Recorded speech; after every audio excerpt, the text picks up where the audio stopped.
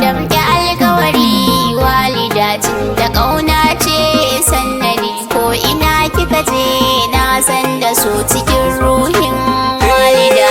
Yarima ku saurare ni yanzu zarrero baitikan nabwal hawa ugin biyar nafson walida. Damke alkawari walida tun da ƙauna ce sannadi ko ina kika je na san da so cikin ruhin walida. Damke alkawari walida tun da ƙauna ce sannadi ko ina kika je na san da so cikin ruhin walida.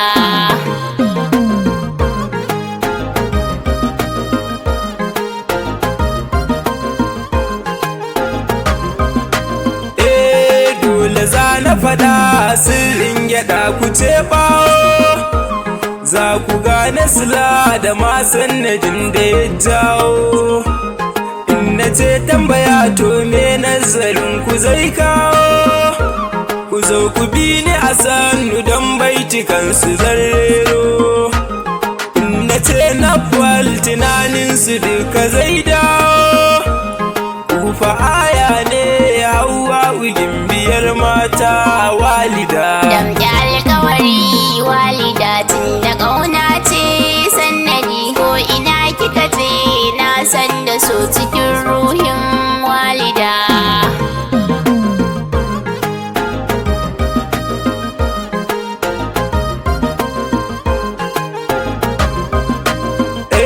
A so ka samu masoyin gaskiya ka sha daɗi, in ka samu kamar hawa udo da kai kauɗi. Na fi una ambatan hawa in muna taɗi, zai yi komai kanki ko yanzu zai faɗi. Shi kwa birnin so ekar ciki akwai faɗi, na fi hawa ukun sha gaban magauta ni na faɗa. Damke alkawari walida tun da ƙauna ce sannadi ko ina kika je na san da so cikin ruhin walida.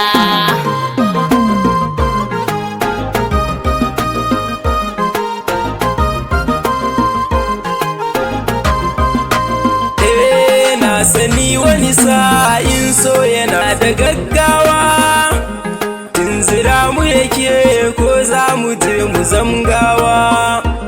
Babu laifi to in dai ka samu mai nizuwa, za ta baka amanar kanta ba ku ba rabuwa.